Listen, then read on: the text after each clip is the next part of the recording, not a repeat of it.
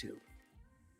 To join our Discord channel, go to roberthollis.com/Discord. You can also follow us on YouTube at roberthollis.com/YouTube. And today's episode 4 of How Do You Know That? Our topic is the importance of connection. Now, allow me to introduce our host of today's show. He is an entrepreneurial evangelist, renowned for his incredible achievements. He is also known for inspiring countless of individuals around the globe with his unwavering determination and spirit. And he has also helped 67 people as of this date become millionaires. Known as a mentor, GPS to success, and a dear friend, ladies and gentlemen, Robert Hollis! Well, thank you very much, Craig. I'm so excited to be on here, not only with you, the hostess with the mostest. I just love our podcast. And, you know, the one that we're definitely going to talk about today is a video that I did a couple of days ago talking about the importance of connection. And so I also have the behind the scenes, the technical, the brains, the everything. My incredible son, Matthew, he's back there. So what we'll do is we'll just jump on and go back and forth here like we've done before. I hope some of you are really enjoying. I hope you're really enjoying these podcasts. I mean, connection is really, really something that we all strive. I mean, if you hear from any successful people in the world, they all talk about one of the 6 human needs is connection. We all strive it. We all need it. There are people out there that say that they don't need connection, but I can guarantee if we did a small little, video of their life, you would see that they're connecting with other people some way, somehow, so even people that might look like, hey, Kyle, you better get out of your room, you're not connecting. But yet when I sit in my office, I can hear my son, Kyle, laughing all day, every day. You know what I mean? So I don't think he's laughing at himself. I think he's connected to somebody. And of course, Matt knows more about that than I do because he grew up in that same world. And so you got any other opening statements that you like to talk about, Matt, as far as connection and the importance of it? I think sorry about the mute. I think it's a really good topic, of course, because last week we kind of almost ended on talking about connection, saying it is the most important thing as far as the future goes, right? Right. Like being connected with other human beings when a lot more things are taken care of by AI and technology becomes now like the number one most important skill to learn for the future and to really like put a lot of effort into improving. So I think when we decided to do this episode on the importance of connection, it was like really quick and easy because it's like, well, I think all 3 of us have a lot to say about connection. And also at the same time, we have different views of it based off of what we've done and what we haven't done, the times that we were born and raised and everything like that. So I'm excited to talk about the topic. If you want to start us off or on what you think. Well, I thought I would Craig? Do an opening for each one of us. Sure. Let's Craig come in here and share. I think we all believe that it's very, very important. I don't know, even in my opinion, Craig, it's, even if someone, says, what's your top 3 things or your top 5 things, even for the people that are listening to this live or recorded, and of course, we want you to interact in any way you can here. But it's like there's some people, if you ask them, they say, well, what's number 1? For some people, that's God or their deity or, whatever their belief is. They believe that's number 1. If that's number 1 in your life, how important is it for you to be connected to that creator and that source? It's like, so no, mine's not God. My very first thing is family. Okay, great. How important is it for you to be connected with your family? It seems like connection it's so important regardless of what it is. And those are 2 great examples. Yeah. So just keep along with that thought, of connection you feel in the importance of your life? I think connection is so, so important. Obviously, each and every one of us are on this planet to do something. I mean, I like the phrase, you are created to create.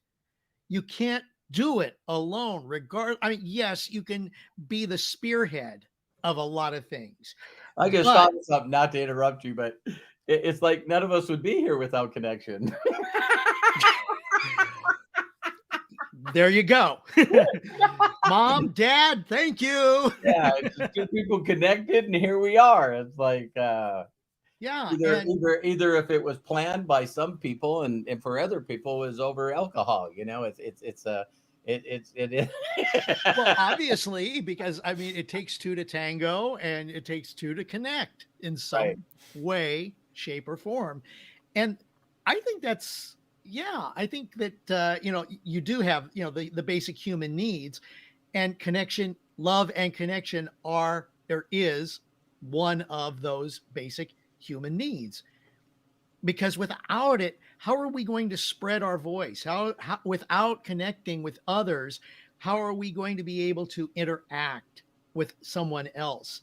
It is just so, yeah, without connection, basically you're a hermit. You live in your own little shell, your own little bubble. Nothing's going to happen. Right. Mhm. And I think that if me and Terry were going back and forth with this, I always like having a consulting, talk to our consultant. I never thought about that, Matt. That's a good one. Right.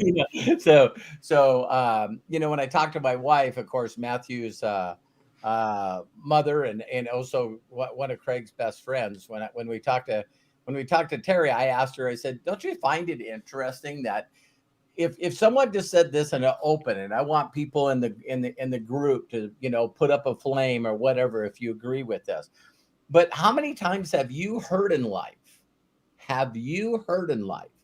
that something messed up because of miscommunication? Oh yeah. Mm. You know what I mean? So we not only have everyone's created different, we all have our DNA, we all have our upbringing, we all have our programming, we all have our personalities, we all have our astrological sign. We got all these things that people believe. And how many times has this happened to you where you're saying something to someone or posting something on social media, and all of a sudden you get this huge backlash from a person? I Oh mean, gosh. it's huge. And it's like, how dare you? I can't believe you said that. And we know in a cancel culture that people lose their jobs, they lose their marriages, they lose their entire life because of not being connected. You see what I mean? And what's the very first thing that the person says if they can redeem themselves after an apology? Here's what they say: that's not what I meant. Yes. That is not what I meant. I wasn't thinking that. I don't feel that way. So, not playing one side or another, but even when I hear about people that get labeled as a bigot or a racist, and you really examine their lives, and they're neither. They're neither. But they did something or said something in a way that someone could attack them. Now, I guarantee that you can get connected. There's this weird thing, I'll play off this one, Matt. You guys will like this one. Why is there a phrase out there that the people that I'm connected to the most are the ones that hurt me? Hmm. Mm. Why is there something where someone just misunderstands exactly what's going on, and again, because of a lack of connection, you're basically throwing up what your perception or your reality is to that situation, and then that immediately disconnects us. Hmm. No, yeah. I mean, the biggest disconnect in general, I would say, is ego. Oh, Like most people get lack of connection from ego, and if you're dealing a lot with like connection issues with other human beings, odds are you're thinking way too much of yourself. You're looking for them to mirror what you want to think and feel about yourself, Here, hold on one second. I'll go full screen with it. Love myself. There you go. Believe in Yeah. yourself. Right.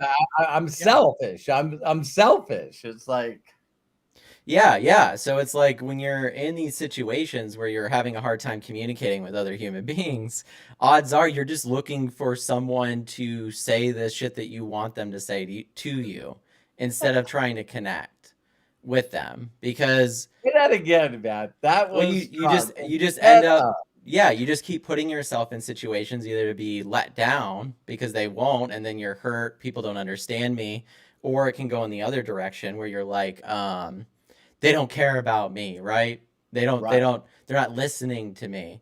And it's probably because they're doing the same thing you're doing, which is thinking about yourself egotistically and going, what do I want from a connection? Which isn't a bad thing. Everybody should do that.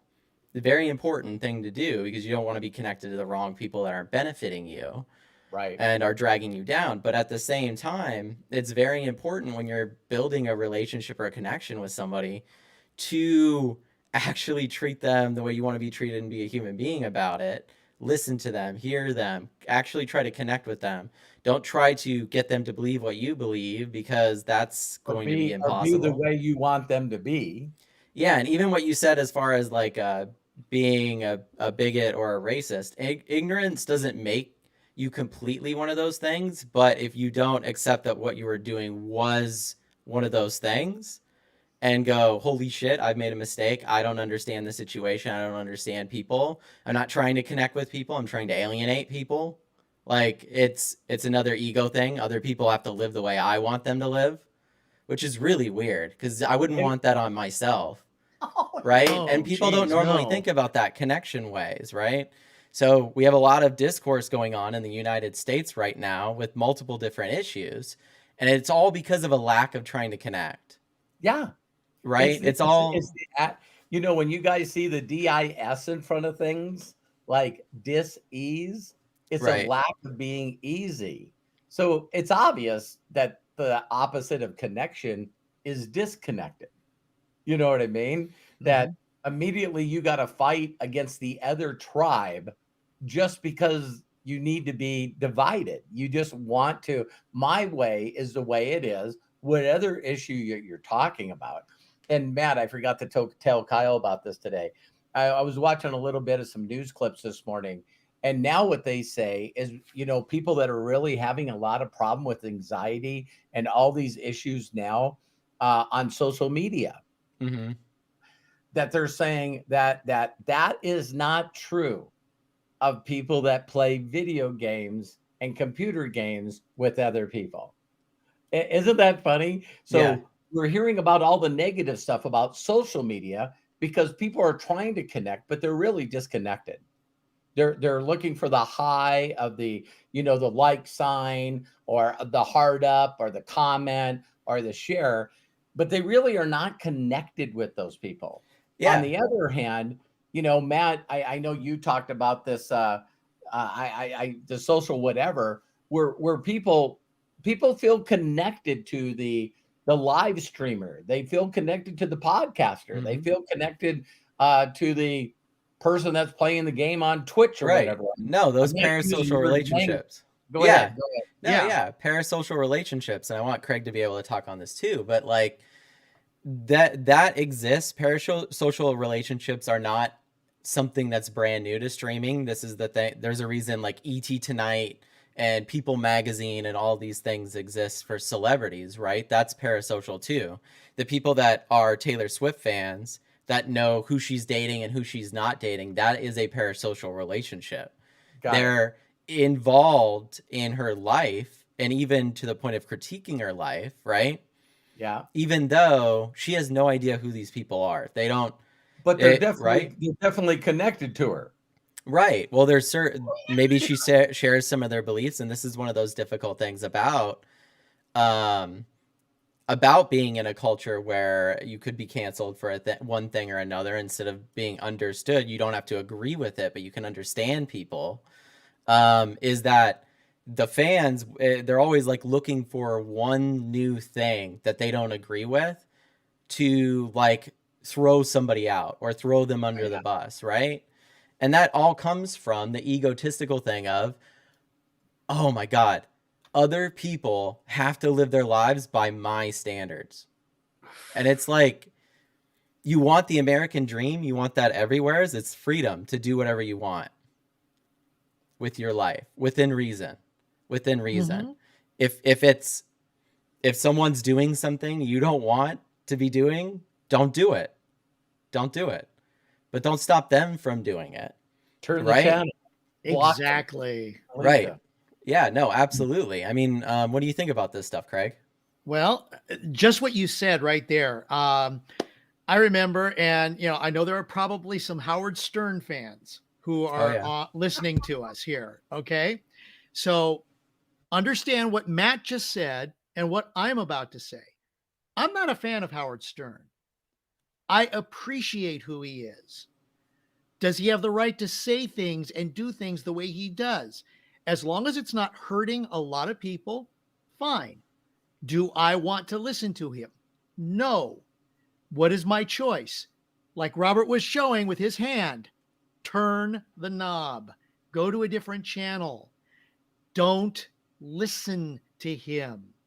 It's that easy. And yet you have people who, kind of like what we were talking about before we got onto this broadcast, of the trolls who kind of come with us and they want to sit there and they want to try to generate buzz about certain things so that they can get people to look at them and listen to them.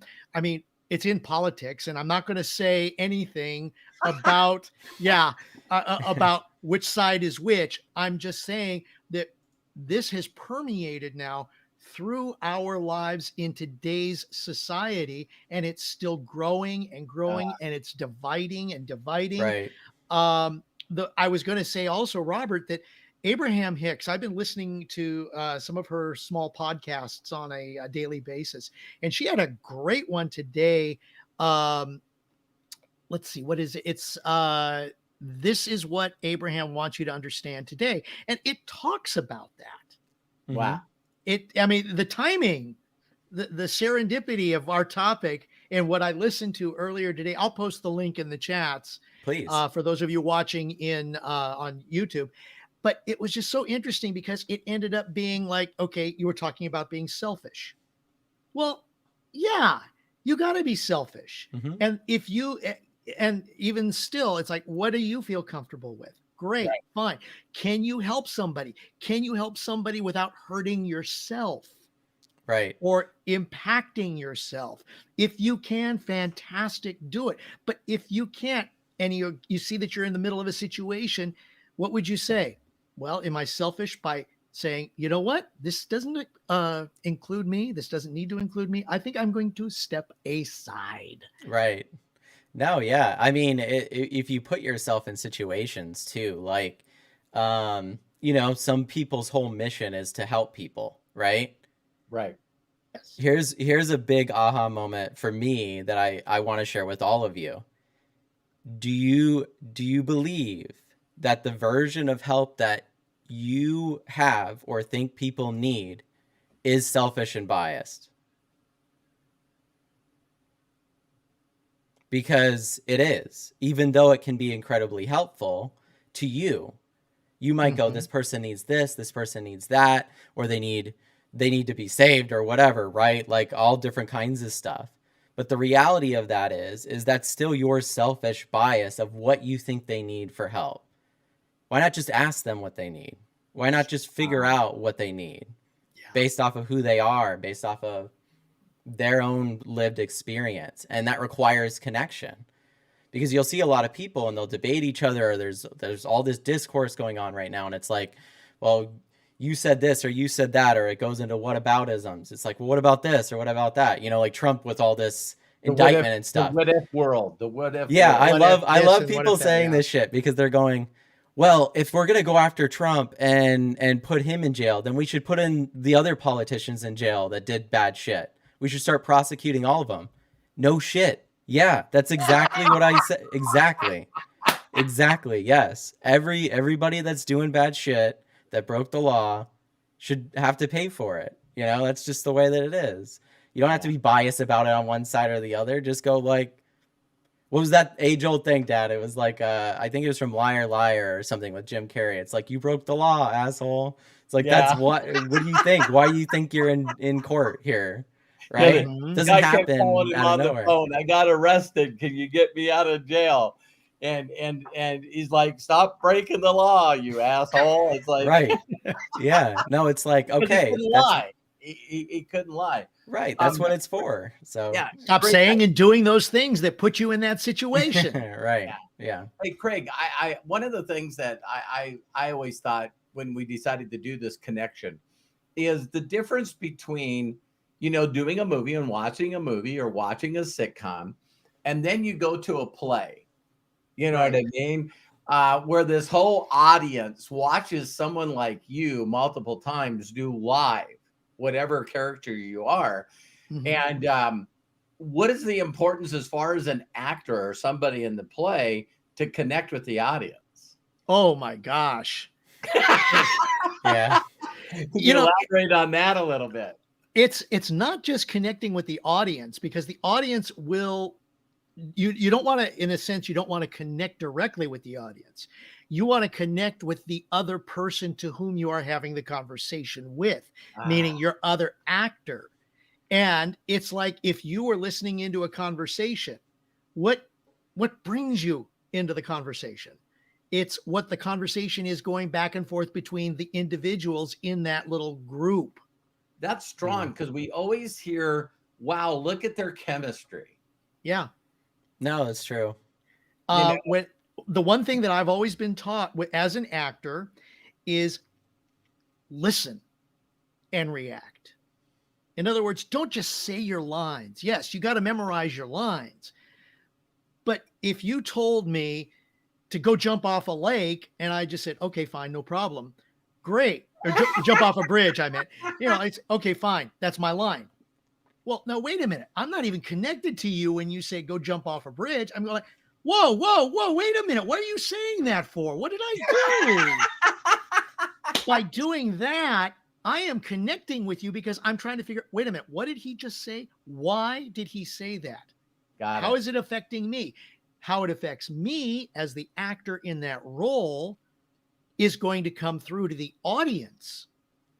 And that is what the big difference is. That's what makes the big actors the big actors. Yeah, they may, and some of them have even come across by doing some things that are not even in the script, but the director sees what's going on, he lets it fly. And some of the best moments, some of the most brilliant moments are the ones that just happen organically. If I may just share the one instance that I Please. remember, the movie Alien. This is the classic, the original Alien. The only people who knew about that little monster coming out of the guy's stomach were the director, the cinematographer, meaning the guy with the camera, the actor, the special effects guy, and that was it. Nobody on the set knew what was I love going to that happen. scene They too. just knew that they were going to encounter something. They didn't know how. When it happened, Yaphet Kotto, who is one of the actors who saw this thing explode out of the guy's stomach, almost walked off the set.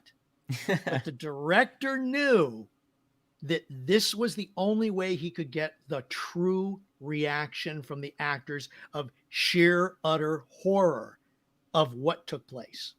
And let's take this a little further because I know that Matt loves movies and stuff. Every one of us has seen actors and said singers, right? Bands, whatever. There's this magic that happens when that person connects with the audience. Yeah. And in a situation like that, I heard that Demi Moore, she did not know that what ET even looked like in the closet scene. Oh, you're talking about Drew Barrymore. Drew Drew Barrymore, yeah. Barrymore. Who did Right. I say? Demi Moore. Demi Moore. Oh, I'm sorry. Close. So yeah. So Spielberg wanted that reaction from her. So we can see when someone's acting, Exactly. and if they come through with true emotions in fear or happiness or joy, the reason we get the chills, the reason that our eyes sometimes feel a little bit full of water when we see Whitney Houston sing the Star Spangled Banner, at the Super Bowl, is people have the ability to get into the moment and they're not worried about the performance more than they're interested in connecting with another human being. And a lot of times that connection can be either, now in this case, the audience, or one thing that we are, as an actor, you're taught to do also is, if, like, say I'm with you, either Matthew or Robert, and I'm relating a story, but I know that you don't technically relate directly to the story that I'm trying to tell. So what I do is I project the image of a person on your face in my mind so that I can share that feeling, share that emotion. And I'm sure in Whitney Houston's case, she was thinking of somebody who happened to be so important to her that she wanted to share that moment, like probably her mother or her cousin. I think Dionne Warwick is associated with her. So that is where she was thinking probably at that moment. And she got so emotionally involved with the connection that it came through. Yeah. Right. No, I mean, and every time, go ahead. No, I was gonna say, one of my favorite experiences with that, and me and Hannah, my wife, will watch this moment at least once or twice a year, but the Live Aid performance with Freddie Mercury and Queen. Oh my God. Damn. Like, we're sitting there. Yeah, we're sitting there in our living room watching Freddie Mercury, who's now passed away, give one of his final performances for an event to help eradicate a disease that's killing him. It's like this whole emotional connection that you have to someone who's long passed. This event happened a while ago, and yet you can still feel all of the emotion. It's almost like he's singing to me, even though there's hundreds. I mean, it was insane, but hundreds of thousands, millions of people watching him live, and everyone felt like he had that connection. And some performers have that. Just Craig was saying, it's like these people are able to find the connection somewhere within themselves, and that's another part of connection, right? Yeah. Like, at the end of the day, personal connection to oneself. That's actually where I was going. Right. I'm getting chills, Matt, by what you just shared, because I agree remember with you. Right? Oh yeah. It just, when he was up there, I mean, he had not just England in his hands, but the United States and the world, everybody who was watching. Yeah. No, if you guys haven't watched that moment, it's on YouTube. Freddie Mercury and Queen's Live Aid performance. I feel like, of course, Live Aid had some of the amazing performances from all kinds of incredible artists, but I think all of them collectively say, they're like, okay, so Freddie coming out and performing, we kind of are all screwed, because that's how do I follow that? It's like Prince in the Super Bowl, right? It's like, you can try your best to be as good as Prince or Michael Jackson in the Super Bowl. You can have all the lights, you can have all the things. Purple Rain in the rain is with just Prince up there shredding guitar in the rain. Come on. Yeah. So that's connection. He was connected for sure. Yeah. And so with some of the stuff that we're talking about, Matt, if you can find that on YouTube, maybe you can post it to people.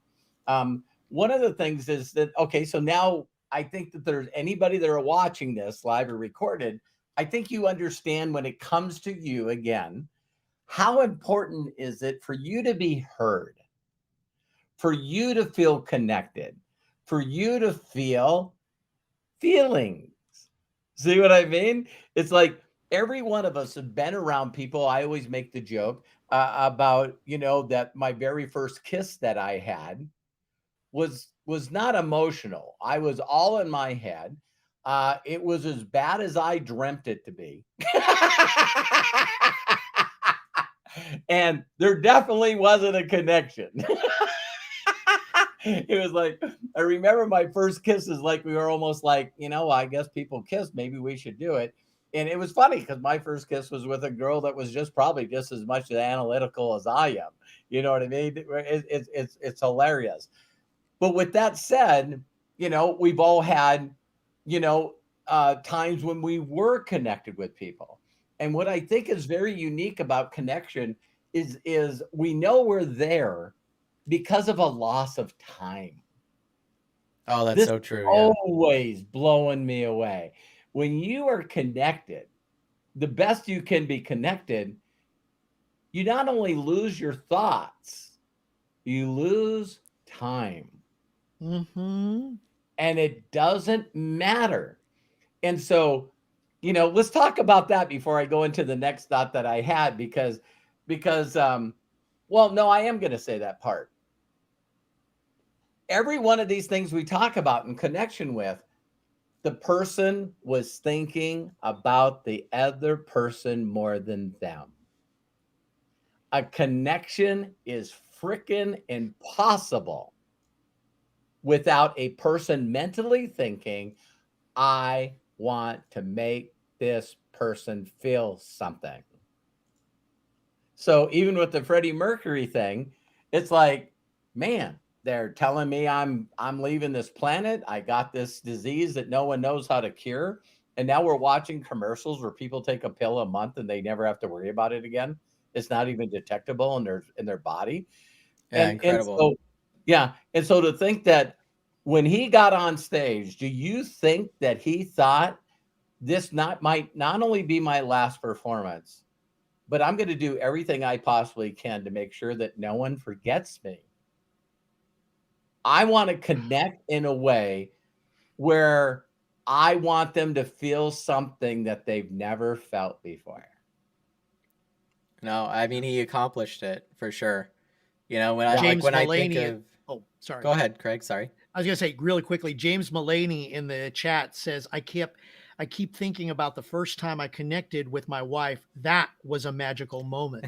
I was gonna say, if we're going there, obviously, Yeah. if you're married or you've been in a long term or even short term, if you've been in love, um, my wife had her friend over last night, and we were all hanging out and talking, and she's going through this process that me and Hannah had gone through of Ah, falling in love, where like she's sitting there with us, right, and she's having a blast hanging out with Hannah and stuff. But there's those moments where she steps away and texts, and we both know who she's texting, and we're so happy for her because it's like I remember being there, and I'm sure my dad remembers me being this way. But what it's like, totally. they're all you talk about. They're all you're communicating or thinking about, right? Is this person, and you're like, they're your every waking thought and stuff. And it's like that level of connection. I hope that everybody experiences, and if you haven't yet, it is just putting yourself out there, and that unfortunately means you need to have that connection with yourself. I've Right. loved what's so funny. I'll just say this really quick. I didn't date a lot. I got married at 22. I've been married almost 9 years now, so I I didn't don't date a lot. remember. I don't remember another date you had. Right. I had a girlfriend like through high school years for a little bit, but other than that, no. So thank you so much, by the way, Corky, for the donation. Appreciate that. Very Corky. generous of you, Corky's the man. isn't he? Yeah. And other people have donated too. Melody, thank you guys so much. As you can see on the screen, it goes to children in need. So, I think we've seen also where someone became an inner circle member. yeah, no, we're getting people Absolutely. becoming Linda members and Collins. donating and stuff. Thank you so much, Linda. Thank But you. I love it. Love and appreciate you and can't wait to connect with you. right. So yeah, it's like this whole process that you go through, and if you've been thinking to yourself like, why can't I find somebody? Don't take my advice completely because, like I said, I don't have a massive amount of experience. But what I do have an experience in is connecting with somebody. Oh yeah. And I think Now, when how did you connect with Hannah again? I we love talked this. over social media, so like we started talking on Facebook of all places. Right, but you did something intentionally. Oh yeah, so Hannah, my wife, beforehand, Listen to she this. had she had it was her birthday, and so some of you guys may have done this, but you can do like a fundraiser now, right? Where you can do a fundraiser for a charity. So she had this amount that was going to go to charity, so I just showed up and just donated like the whole amount because I was like, if I do this, right? She has to reach out to me because I wanted her attention, but I'm shy in a way too. So I'm like, at least she'll have to reach out and say thank you, I assume. And if she doesn't, well, then that says a little bit about her in and of itself. So Of course, she did reach out to me and say thank you. We started having a conversation. Little did I know she had already been looking at who I was and stuff beforehand too. So we just started having conversations over Facebook and then eventually doing Skype calls. And eventually I flew out to see her in North Carolina and flew back. And then a month later, we went to Vegas and got married. And we've been married for almost 9 years now. So I am like one of those rare cases. But I have friends that have been in this situation. My friend Jeremiah met his wife through Tinder. There was a situation where he was like, should I go for this or should I not go for this? And I'm like, what feelings do you have about it? Oh my God, I think about her all the time. It's like every waking thought like I have. We talk all the time. I'm like, well, then you're connecting. You need to go for it. Don't let all this shit get in the way that people say, you know, because like that's the advice I was going to give is that people have like a list. They're like, they need to have brown hair. They need to have blue eyes. They need to have this or that, right? And some people build these lists as like, in my opinion, and don't take this personally, as defense mechanisms to connection. Yes. Because if you eliminate the list and just put yourself out there to connect with people, you might find somebody that wasn't all of the criteria, but there's a fucking list you didn't even know about. Oh, God forbid. God forbid. Right. I'd have to be vulnerable. I'd have to, you know, God forbid I'm who I'm supposed to be with integrity and congruency. Well, the partner that you connect with should bring out that goofiness in you that you only keep to yourself most of the time. Right. And that's an important aspect of connection. Including laughing at yourself. So you know, being able to laugh at you is another one. Like being able I'll fall down, I'll fall down the stairs and then I laugh, but I'm not laughing more than my wife of 40 years. It's like right. You know, usually you would think there should be some kind of concern there, or are you okay? And no, she's laughing. She thinks it's funny. And you know, one of the things that I think is so powerful about connection too, for those of you that are having trouble with this, is Mary reached out to me and she said the thing that I talked about on connection, that she said it really blew her away, because she said, I've been in a lot of business opportunities, and she said, they tell me what to do and I won't do it. And she said, the reason I won't do it is because I don't want to ask for money. I don't want to sell people stuff. And she said, you made me understand yesterday in connections that the reason that I don't like doing that stuff is because I was thinking I'm doing it for me. So there's no connection. You want them to get in a company and you want them to put money in or get involved in what you're doing.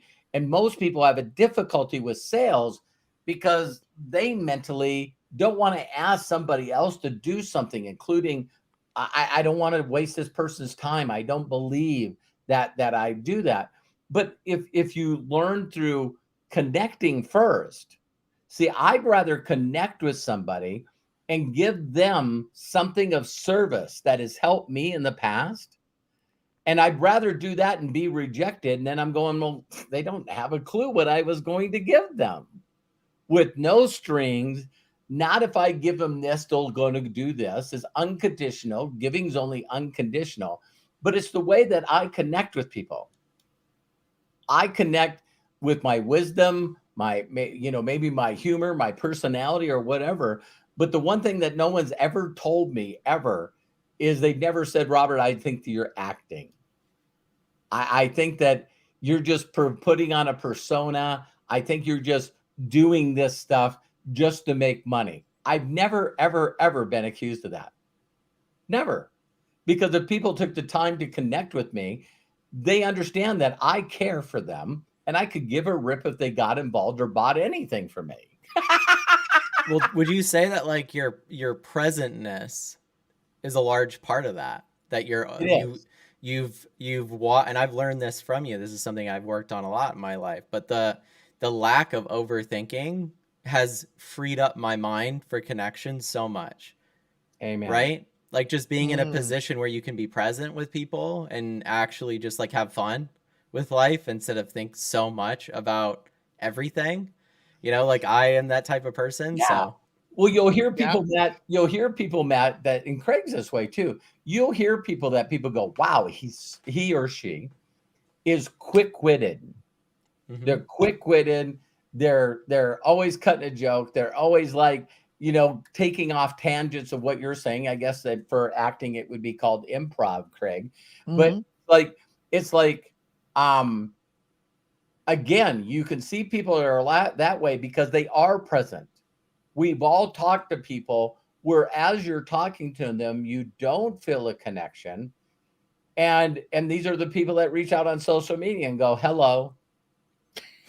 Oh my God, I saw a TikTok that was like this, where it was like this girl, and she's sitting across from you, right? And she's supposed to be your friend, right? Right. And she, anytime you start talking about herself, she's like, or about, yeah, you, she's like, oh yeah, that's interesting, that's crazy, like, yeah. And she's And more then, interested in your phone right, than she is you. yeah, Yeah. she's like scrolling on her phone, and then it's like, so how are you and Justin doing? Me and Justin have been having a hard time. Oh, so she puts the phone down when someone's asking her about her. Yeah, because like we're kind of, social media trains us in a way that we're like the center of the universe, right? Right. And so when you feel like not only your opinion is important, but your life is like so important, and it is to you, obviously. I don't Right. want to diminish that, but at the same time, if you want to connect with other people, probably is a good idea to make their lives important also, like to have a connection. It's a requirement to have a good one, Right. So like I think it's, I don't know, it's like a systematic disease in a way, where like you have a large group of people that feel like their opinion is so important that even they have to give it to their family and friends, even though it does nothing for connection and everything for non-connection. Right. Right. This gives So me, and Matt knows this gives me zero connection. Like right. zero. The ringer shut off. There can't be more apps on this phone to block people from getting to me. It's like and you guys might go, why would you do that? Well, it's because I use my laptop all the time. I connect through social media just like I am with you now, by using my laptop. But secondly, I don't need this to distract me while I'm focused on you. I don't need this to distract me while I'm listening to Matthew and listening to Craig. And I'm telling you what, people notice that. Oh gosh, by a They long shot. totally notice that. I've been asked, where's your phone? And I was like, I left it in the car. It's like, are you serious? I thought you and I were having dinner. Yeah. Okay. I need to be present there for you. No, yeah. If you, especially if not only if you're present with other people, but you should do what my dad's saying also for time with yourself. Like if you're going to be meditating, or you're going to be dreamscaping, or thinking about things, or working on something that's important to you, it's very important to take the device that's been created for your attention and put it away so you can have your attention somewhere else. Yeah. Right? This I shut off my headphones. I'm thankful that I have the Bose headphones because I turn them on. There's nothing on the phone. I put the phone aside. The only thing that goes off is my alarm in maybe about 20, 25 minutes. And it's such a cool feeling of nothing, not even an outside noise. Now, is that connecting? Connecting to yourself. There it is. Right. And in fact, Robert, you always say during the going lives, or when we're doing Ask Me Anything, or even during the Inner Circle, people don't care what you know unless they know that you care. Right. Okay. So that's part of connection. Now, what you just said makes it even more, because who are you connecting with when you can shut off and do meditation? You're connecting with yourself. And see, this is what people say. People say, well, when I first started meditation, not only did I fall asleep, but I lose, like when people listen to audiobooks or even read, watching a video, people go, I always get so distracted. People are going to get mad when I say this. But learning to be present and learning how to focus is like anything else in your life. It takes an awareness and it takes discipline. When I first got into this, it not only me being dyslexic, but if you guys don't see this in my presentations or in my talking, the HADDDD, I used to tell people that, ADD stands for always dealing. Craig, that's a beautiful flowered shirt you got on today. Squirrel. Yeah, squirrel, and it's like, it takes a part of every one of you, let me say it this way. Every one of you know when you're around someone that's not listening. And probably deeper, they're not listening, but they're not listening to understand. They're not listening to really feel you.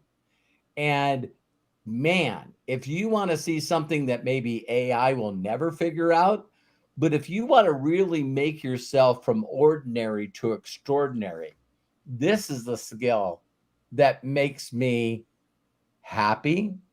It makes me connected. It fills me with joy because I love connecting with people. I love making them laugh. I love making them cry.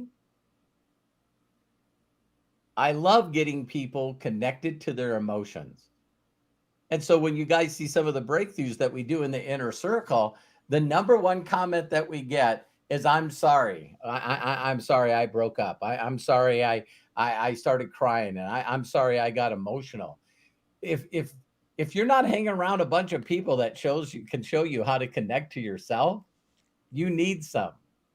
Because when you're in an environment where no one's connected, we become who we hang around. And all of us has met this person that's in their own world, but they're also not connected to themselves or anything else. They're like freaking walking zombies. Yeah, no, I mean, you have like a world that's vying for your attention, right? And if you think to yourself that there's like, yes, we haven't mapped the entire brain, but we know how dopamine and serotonin work enough in the brain to replicate it. And no matter what you think of how divine human beings are and humanity is, there's still that animal part of us that wants reward, and we're reward trained creatures. So the less you connect and the more you dive into social media and entertainment and those types of things, not that that's not it's a good thing to have those things, but at the same time there needs to be a balance with not having those things.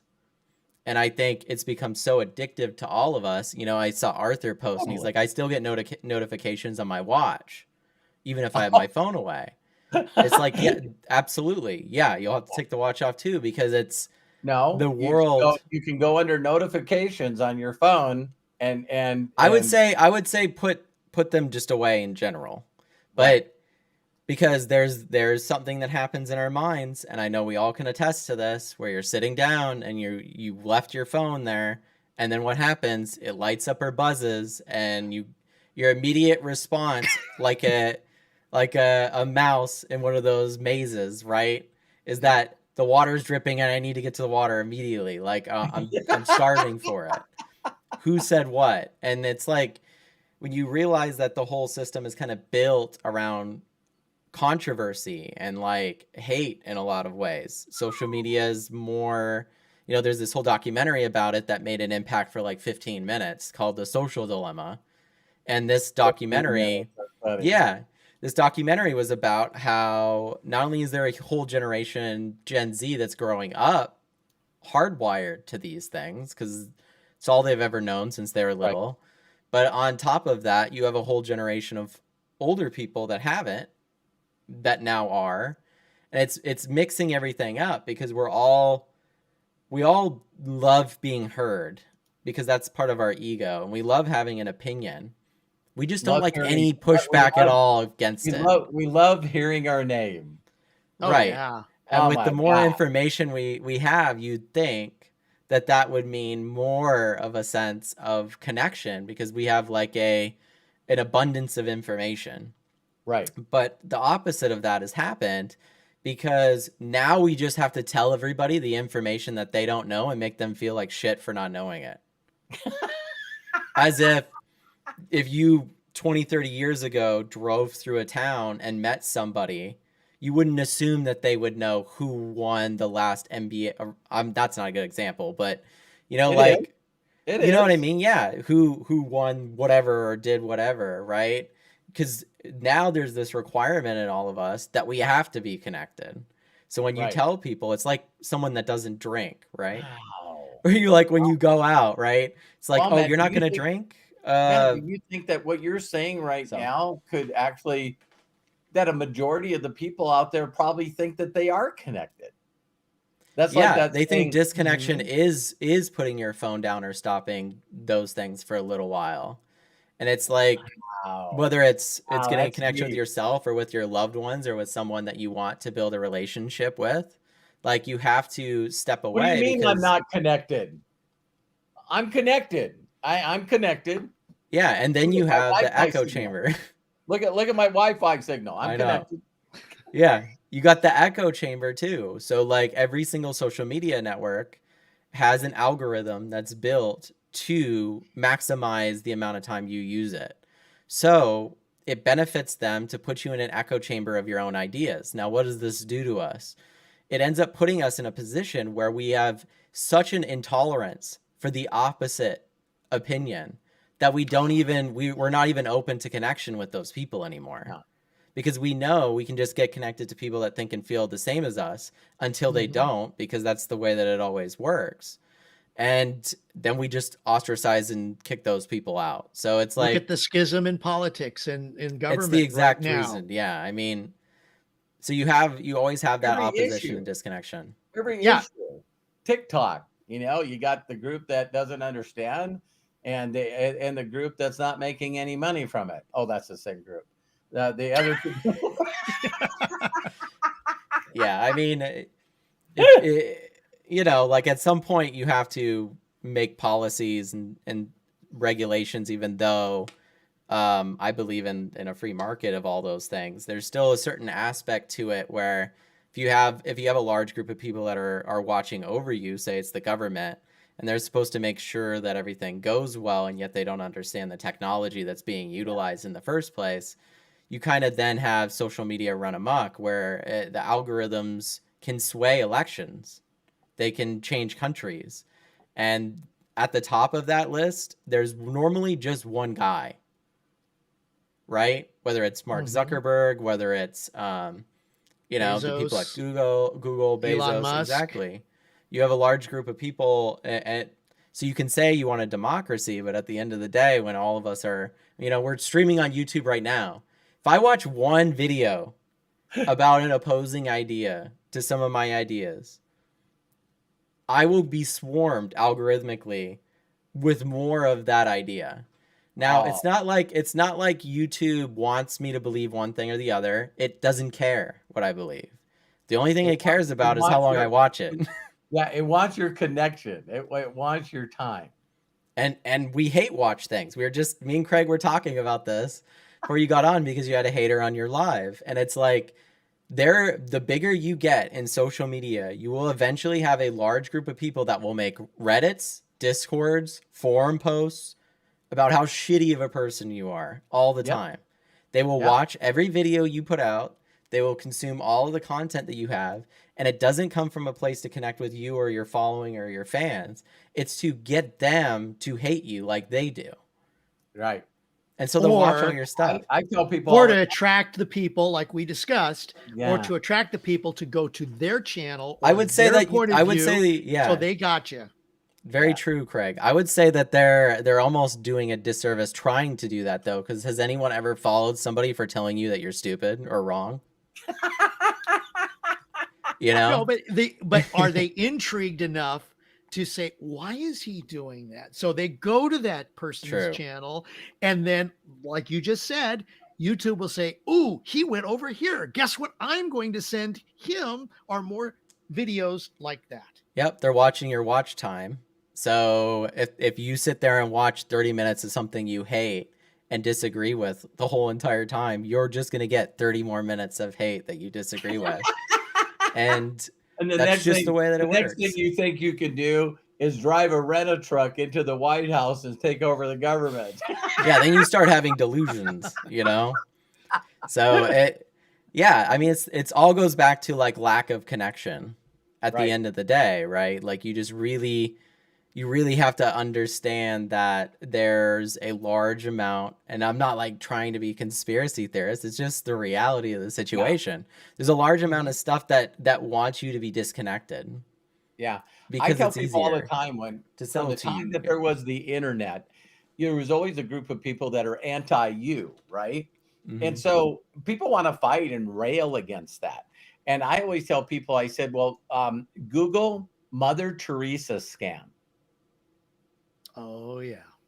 You've And shared they that. go, what?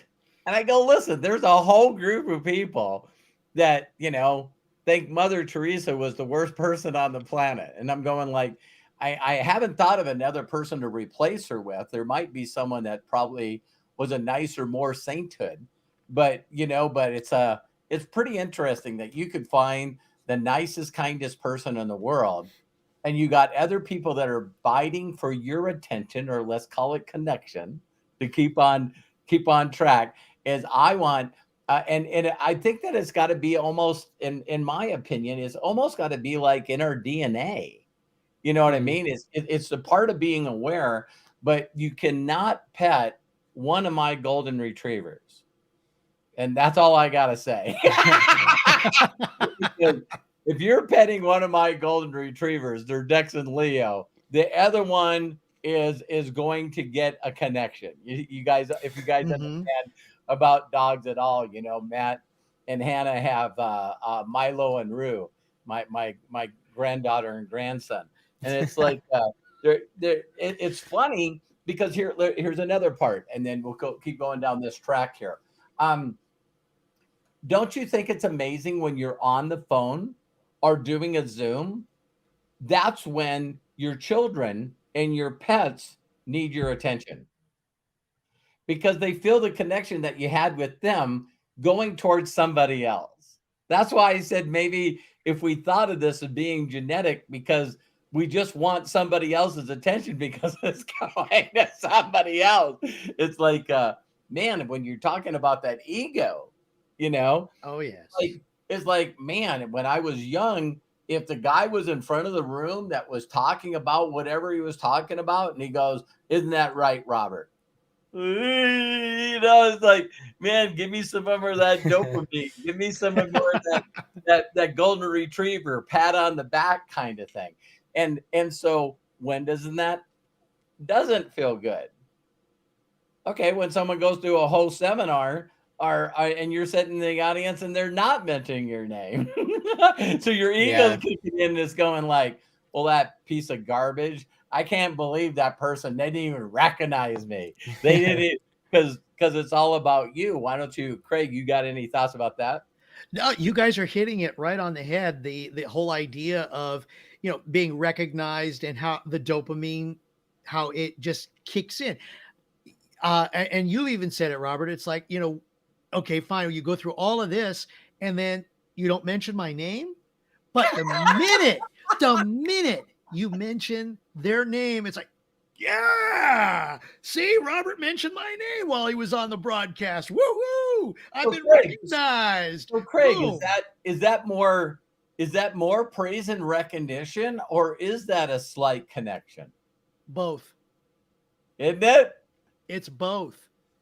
If you really think about it, I mean, the fact that you're recognizing that person, regardless of what it is, well, hopefully it's the positive, because obviously if it's a negative, that's a totally different thing. Right. But um, you know, getting that hit, for lack of a better way of saying it, getting that hit of the fact that you've been recognized, it's like, yeah. And Didn't you see this picture with me and Arnold Schwarzenegger?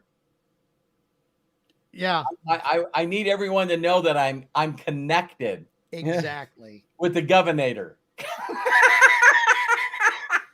Absolutely. Now, is that documentation beats conversation? Or is that and that's the thing. Yeah, I can see when people are not connected to themselves. A lot of you may or may not know, especially the inner circle members know who I have as a coach right now. This coaching Craig and Matt and I on just impacting more people. That's all we're doing this for. Is to think that it was that coach and that training that started this podcast. You know what I mean? It was like, why are we holding off? Well, we'll get better as we go, just like every other blog out there, but just do it. Get connection out there and go out there and connect with people. So here's what people do. They turn around and they say, well, I'm not going to do a YouTube video, or I don't want to do a podcast, or I don't want to interview people. And every reason that you won't do it has to do with you. It has nothing to do with your audience. So my lighting's not right.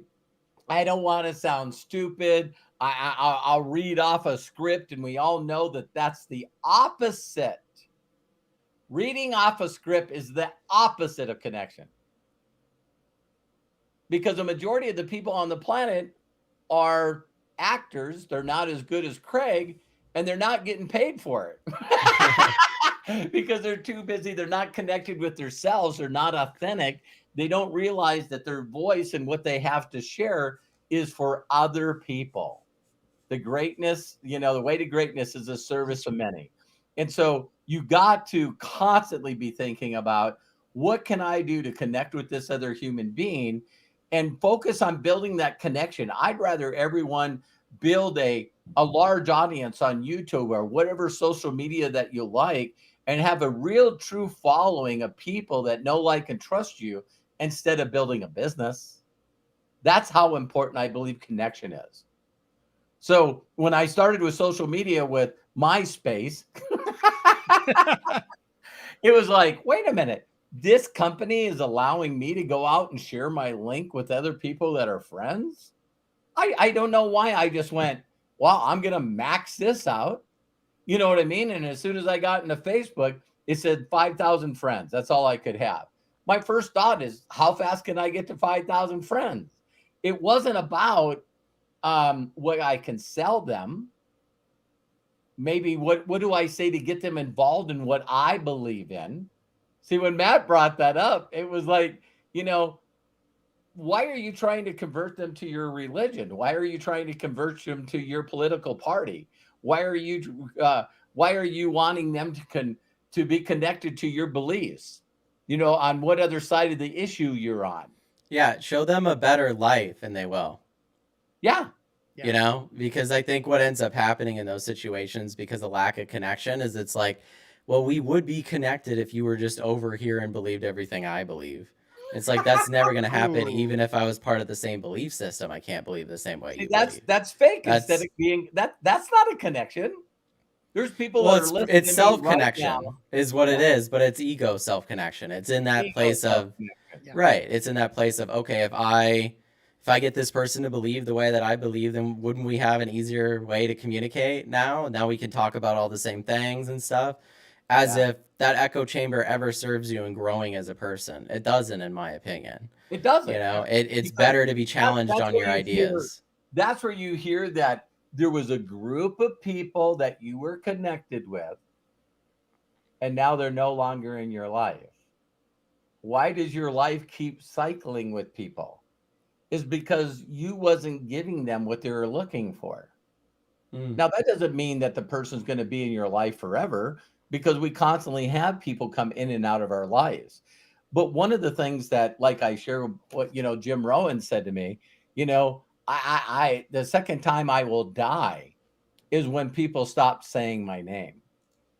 And I want them to think of me and feel a connection, feel like I did my very best to try to get them to believe in themselves, that they could really do whatever they wanted to do if they would just stop acting and trying to be like someone else, connect with themselves so they can connect with others. That's what I tell people and I would tell people, anybody who's getting started with doing presentations, doing podcasts, doing radio programs or shows. You just got to do it. It's going to get gooder and gooder and gooder every single time. Yes, I know I said gooder for those of you that are, New. Right. Right. but If you're that's part of the vocabulary here. that's a connection. That's a connection. Yes. But the point is just go and do it. You don't, I mean, honestly, I always tell people that if they ask me for some advice, and I will say, look, just do it. Speak from the heart. Speak from the eyes, because the eyes are the windows to the soul, which go to the heart. If you mess up, you mess up. People will understand because you are speaking from the heart. They'll like you more. Oh, absolutely. We love watching people make mistakes. We love watching people not be perfect. And it endears us more to them than somebody who is just reading a script and talking like this because it is directly in front of them.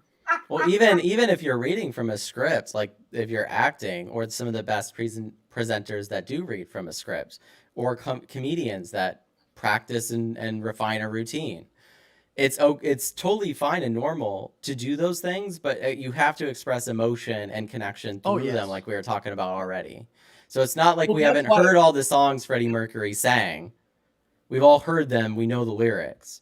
But the connection that he had in that Live Aid performance is what gave those songs. Now in my mind, every time I hear them, I think of that performance because of the connection he was giving, right? Yeah. So I hear those songs almost that way now. And so it definitely is important that you do that and you try your best to connect with other people. And, I love this phrase, and Matt, you can speak to this. Because I learned that from other people, you know what I mean? I would say that as far as ego or self-absorbed, not connected, I know that a lot of you don't believe this, but man, Matt, we always talked about that Matt was going to go interview people that knew me before, right? And the noise of it, the concept of being introverted. If I had a connection, I had a connection with a piece of metal. It's usually called an automobile or a bike or a motorcycle, because I didn't want to be connected to the outside world, because I always knew that if I connected with another person, that they would eventually abandon me and hurt me. That was just the cycle of life that I went through. But I can honestly tell you that I didn't have a connection with myself, right? So I didn't love myself. I didn't love who I was. And because of that lack of connection to myself made me not want to connect with others. As soon as I got really connected with myself and put that work in and believed that I was a miracle, that was the day that I didn't care about other people's opinions anymore. I didn't care what they thought. I didn't care what they were doing. Now, there's people like Matthew, Kyle, my wife. There's certain people out there, Craig, that I do care what they think. But the reason that I care what they think is because I love who they are and I'm connected to them. I trust them. They can come to me and say, Matt is 31. He's 30 years younger than me, and he's my son.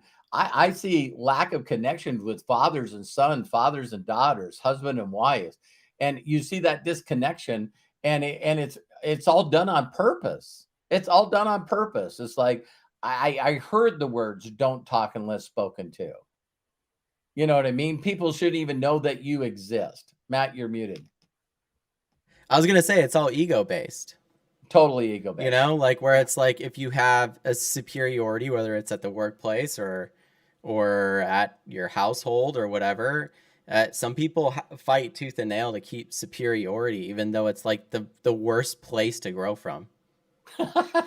Right. But it's like it's worry of non-control. It's a worry of that connection will show parts of yourself that you're not okay with showing people yet. right? Maybe you're worried about certain behaviors that you'd have if you let people close to you, not knowing that allowing them close to you is what heals you of those things. Right. That you realize through time that the parts of yourself that you're worried about you can grow from and clean and make them better and make yourself more whole if you do connect with other human beings. So it's like, okay, so we're constantly being challenged by one another, but instead of growing from that challenge, we're now putting armor on and getting ready for battle instead. It's like you kind of put yourself in this position where that armor gets really, really heavy after a while. And if you don't eventually start taking pieces of it off, it can be very self-destructive to your mental health. Oh, man. Because without connection, like you said, without connection, we perish in a way. Like, it really is one of the most important things to being a human being. If you put someone in solitary confinement for a long time, they start to go insane from lack of connection. Yeah. I strive for connection because I had no connection. I didn't have connection with my parents. I didn't have connection with my siblings. I didn't have connection growing up at all. So it's pretty easy to grow within yourself and be sort of, wearing a chip on your shoulder, thinking that the whole world is against you. But I look back connecting the dots, like Steve Jobs said. I was creating that atmosphere. I was in a place in my life in high school where just me being present in a room or at a party was extremely intimidating. People were like, sooner or later, someone's going to piss Bobby off and there's going to be an ass whipping happening. And it's like, I can't imagine that I was so disconnected that people looked at me like just a piece of dynamite. It was just a matter of time that someone was going to look at me wrong, say something wrong, or do something wrong to somebody else. I just looked at myself as, I'm flawed like you would not believe. I'm so imperfect, but I'm not going to allow somebody else to abuse somebody else. And so I can tell you that if you're that kind of person that says that you don't need the connection because you don't want to be hurt, you got to find a way around that. You got to, like we say, I love saying, you can change every spot you have. You really can. And if people reject you and they don't support you, you always hear all these words that people use because they don't feel connected if the person doesn't do this. See, again, that's unrealistic expectations. When you say to someone that you really, really love that I'm going to do this for you, and belief that you're going to get this back from them. If you're ever doing anything expecting someone else to do something, that's not from the heart of giving and wanting a true connection. And that's why people don't understand how easy it is for me to connect with people on social media, because they don't feel that in me. They're waiting for, oh, he just left this nice voice message to cheer me up. Yeah, but wait a minute. He's going to pitch me on something. He's going to try to get me to do something. And then the next thing, I give him a gift and tell him how it changed my life and that they should listen to these chapters. And people are going, yeah, but you say that the next thing that you do is you do ask them for a huge personal favor. If you understand the way that I do it, and the way I come across, the person feels like they're helping somebody else. They really, truly believe that connecting someone with me is a great idea. Not connecting someone with me that I'm going to put them in a 10-step Tony Hopkins closing thing and try to take their investments away. That, people don't get that feeling from me.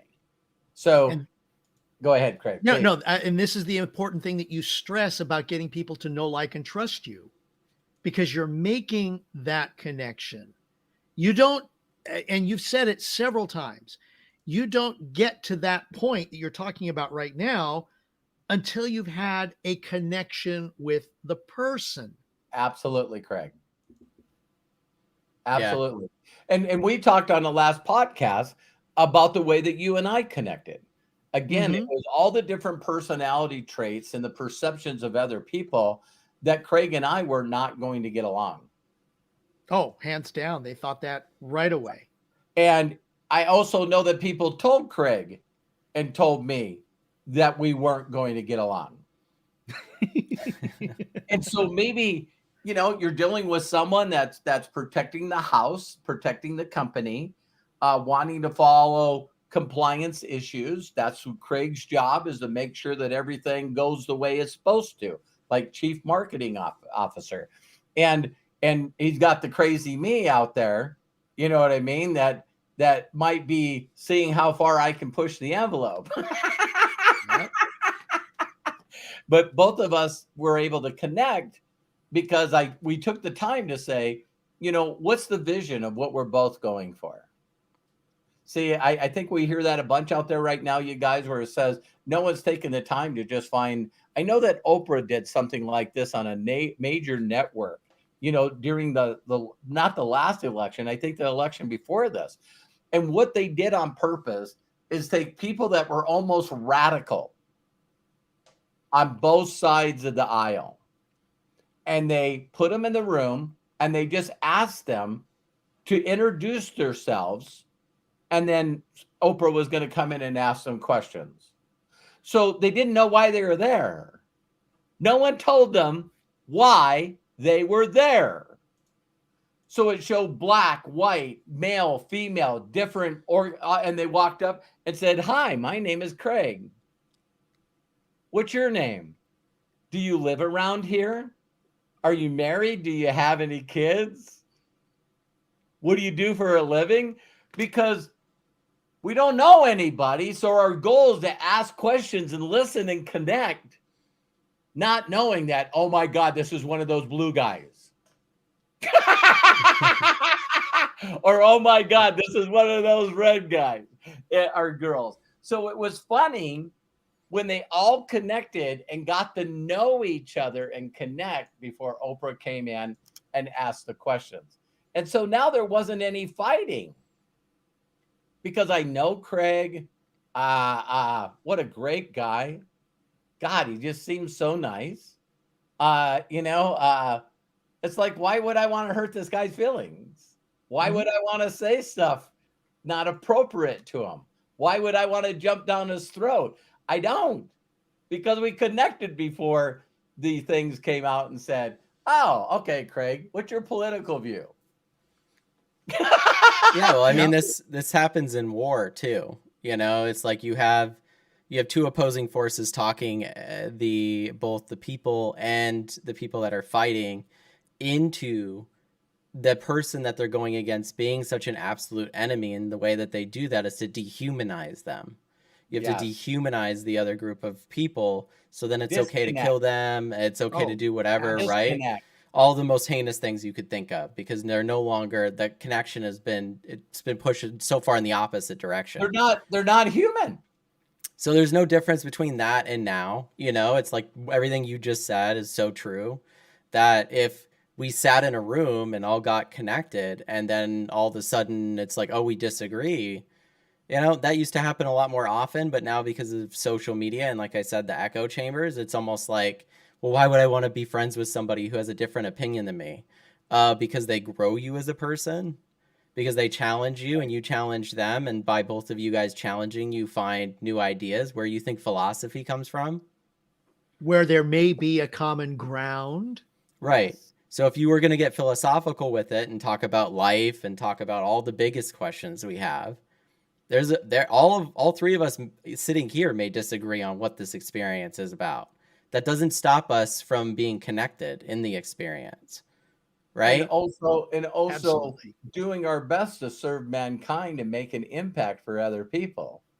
It's like there's so many people that struggle in life because they just don't want to get good at connecting. Well, there's a And stoicism to it too. I think a lot of people, sorry to interrupt you, Dad, but I think no, anytime.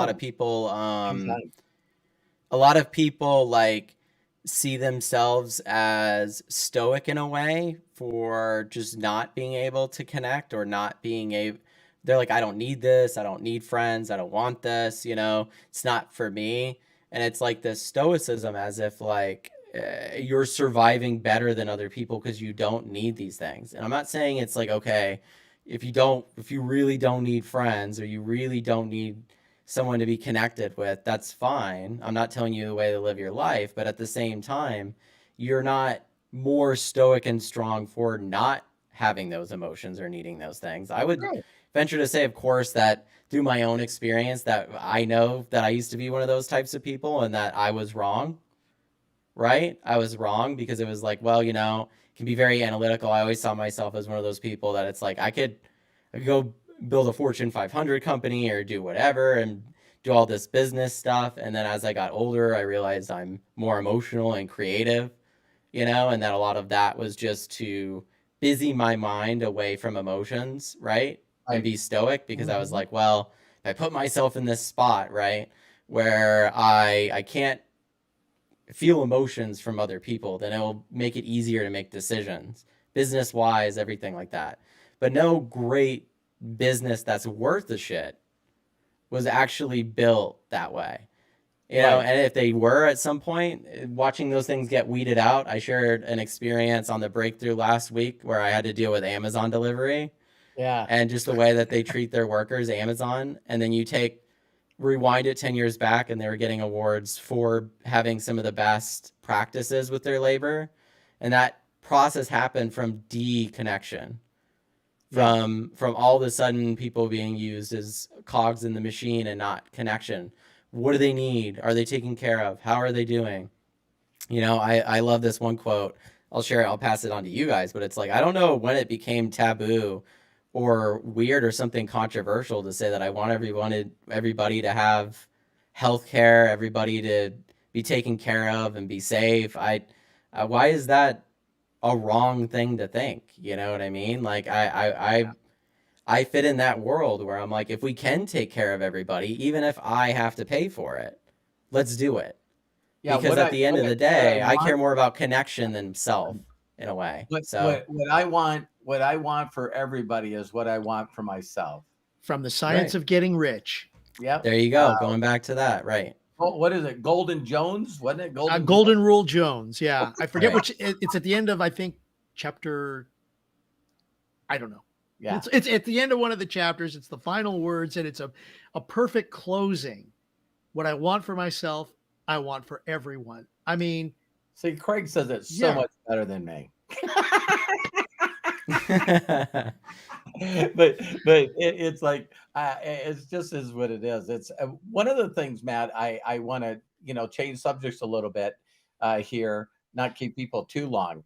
But I remember the radical change in you when you read the How to Win Friends and Influence People. Can you touch on some of the highlights of what what what um what Yeah. I mean, aha moments did you have? I definitely think it would be cool to do a mastering how to win friends and influence people like we did with the science of getting rich because it really was one of those books that changed a lot for me.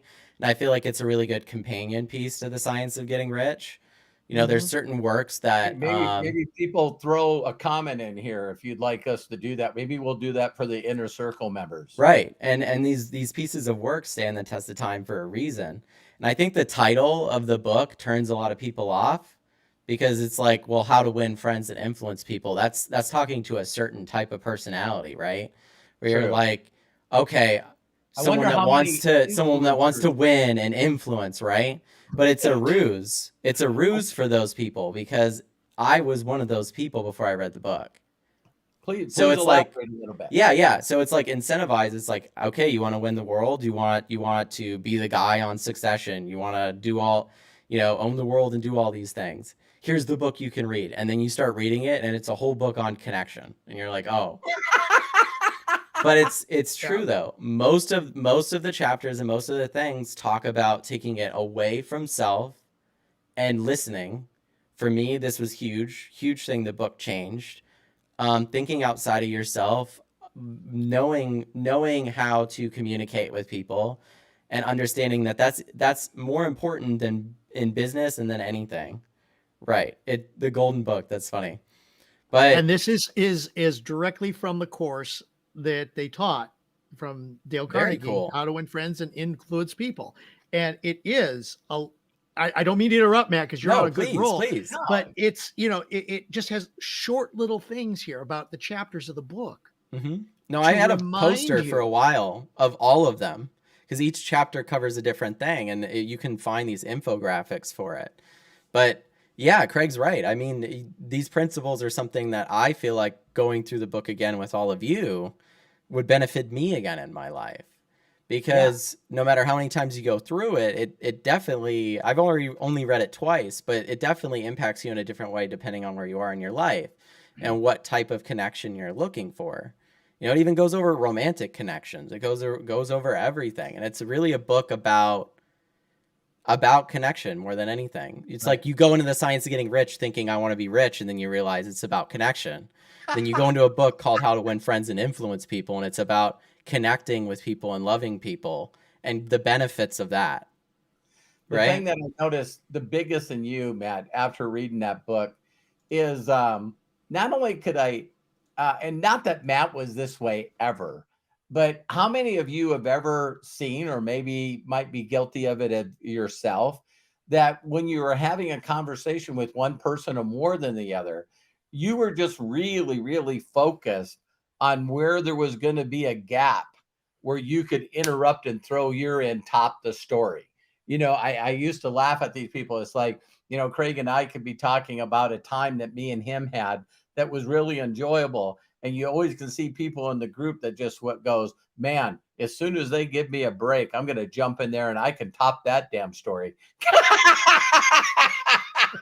So, and that is another way for people to sort of feel like they're important or feel like, that's their like and little heart or comment on a social media is when they can jump in that conversation. But sometimes in really good debates that me and my son have had over the years, I would see him like that. It's like while I was talking, he was already mentally in his mind thinking of an analogy that he could whip on me to where I wouldn't have an answer to it. Playing, verbal chess. I'm And still good so at that. That's something, yeah. I mean, you're right. It's funny because I just to have a reminder for myself, I looked up how to win friends and influence people with the principles, right? And part one, the first principle is don't criticize, condemn, or complain. Which is, it's so interesting, we right? could just Because right stop off the right there. bat, We could just Yeah. I know, right? It's like, okay, so even what you were just referencing, it's like, don't criticize, condemn, or complain. right.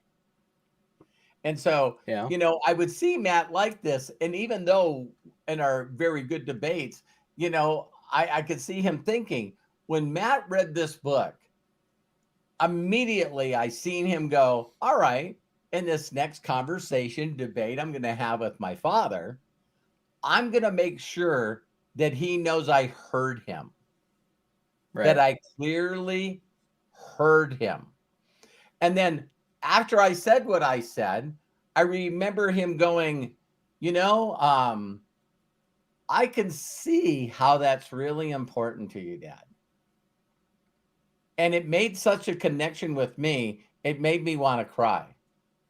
It had that kind of emotional effect on me that he wasn't thinking about things to debate against me, even though it was a very good debate. But what I had to say and how it made me feel and why I thought it was important to me was something that he freaking acknowledged. No, I mean, acknowledging people's feelings is in the book too, Oh, but yeah, I mean, you have to really like it. That's a lot of ways. Thanks for sharing that, Dad, because that is one of the ways that it really changed my life, is that it made me realize that in between him talking and me talking. Yes, I can think up a point or think up, I disagree with this or that, but to not acknowledge the person and immediately respond the way that you feel is right instead of responding to what they said is why we're having so many problems right now in the world. Is And because Matt, you it have was to the first. respond with a Feels like response people instead of isn't it funny how people respond in the opposite of those three words that you said was the first chapter? right. So Craig Mhm. tells me his opinion of what he thinks. And the first thing I go, what the hell's wrong with you? Are you freaking stupid? Okay. And then, oh, by the way, your team is ruining everything. So what was the other one? Oh, and look how bad our country is. If it could just go back to the way it was back in the 1950s. So my response to listening to Craig's thoughts that he feels and believes in was condemning, criticizing, and Complaining. and complaining. Yeah. I mean, it's like if people looked at that, they would see that the way that they react to people is those three things all in one. No, I think it's funny how the book was written so not so long ago, but long ago enough that it still resonates now even more than ever. And I always see it on the bestseller list. It's one of the best-selling books of all time. But you go through each one of the principles, and I'd love to do this because it's like principle 2, give honest and sincere appreciation. What have you shared with us, Robert, with regards to that? Right, exactly. You got things like become genuinely interested in other people is a chapter. Right. I'm hearing Hollisisms here. Yeah, talk in terms of other people, the other person's interests. Another part. Right. Wow. Make the other person feel important and do it sincerely. Another chapter. Keep So going. it's like, how do you win friends and influence people? It's like the only way to get the best of an argument is to avoid arguing. Yeah. Is another one. Yeah. If Yeah, you're wrong, admit it empathetically and as soon as possible. Ooh. Yes. How hard is that one for most people? Oh my God. Guilty. At least I Yeah. know I'm getting better at that. Yeah. I think we all are, but we're all guilty of it. If you say you aren't, then you're not apologizing already. Me and Matt even have had conversations where you're a right fighter when that's like Yes. you're a redneck when with Jay Right. Foxworthy, yeah. but you're a right fighter when you're pinned. You're pinned in an argument. You know what I mean? And you're pinned, and then you go, I misunderstood you. I thought you meant this. And you take another angle, and it's like, wait a minute. We wasn't even talking about that. And it's like, well, we got to change the subject because I'm feeling uncomfortable right now. Politicians are experts at this. It's like the whataboutism thing. It's like, this is a problem. Children aren't being fed in America. Yeah, but what about the immigrants coming across the border? It's like 25% or whatever. It's like, what about the potholes? Wait a minute. Weren't we talking about feeding children, So I like the diversion. You can deal with everything at once. Yeah, they're not even in the same universe. But that's the Melody way that it is. Melody is saying in the chat, if we taught this in school, I honestly think that I'll say something to that real quick, okay? I think it would be cool if we taught a lot of things in school. Oh my God. But the thing is that school, it happens in the part of your life that the critical part of your brain and thinking and reasoning hasn't even developed yet. So to think that a lot of the development that you're going to have mentally about decisions, making choices in life, all of those things start really when you're 26, 27, when your prefrontal cortex is fully developed to make decisions. And before that, we judge celebrities like Justin Bieber, any of these people for making erratic decisions, even though their brains aren't fully developed in the decision-making part. At the same time, holy shit, okay, so that means all of my real decision-making and developing myself happens after 26, great. Amazing. That means I you get was to do it yourself. You get to figure it out. You get to come up with it. You get to find out more about yourself and how you decide and how you think. So that should be more of a reason to go figure it out if you're above that age. And if you're below that age, give yourself a little bit more freedom in your decisions, because you're eventually going to be in a point where you go, why the hell did I make those decisions? Because the yeah. part of your brain that can go there is developed enough to go there. So Yeah, I was 27. I was 27. I was on my robotic programming, before 27. It was, I can remember like it was yesterday where I was going like, wow, is this all there is? Is this really what this is all about? Sort of the deep questions we ask about the meaning of life. yeah. And, So I looked up and oh, sorry, Dad, go ahead. go ahead, please. I just looked up prefrontal cortex development. Any of you guys can ask GPT or Google it. It says the brain finishes developing and maturing in the mid to late 20s. The part of the brain behind the forehead, called the prefrontal cortex, is one of the last parts to mature. This area is responsible for skills like planning, prioritizing, and making good decisions. Oh, Wow. So to think that the part of your brain that thinks the most about this stuff is afterwards. And at the same time, it's like, that also explains why when we get older, we start to become more critical of ourselves and our decisions, almost Right. to the detriment of our progress, right? Very Because good. it's like, oh man, why when I was younger did I just not care as much? It's like, well, because the part of your brain that cares wasn't developed enough to care. So Yeah, there's a bunch of examples that we all are going through our heads right now, and my favorite example of this is Mike Tyson. oh Oh yeah, my God. he's like a different person now. how Oh, how yeah. you can be in your early 20s, be the youngest heavyweight that's ever had, and after taxes, because Don King made sure he paid his taxes, he made $300 million net. So what does a young person do like that? He buys tigers.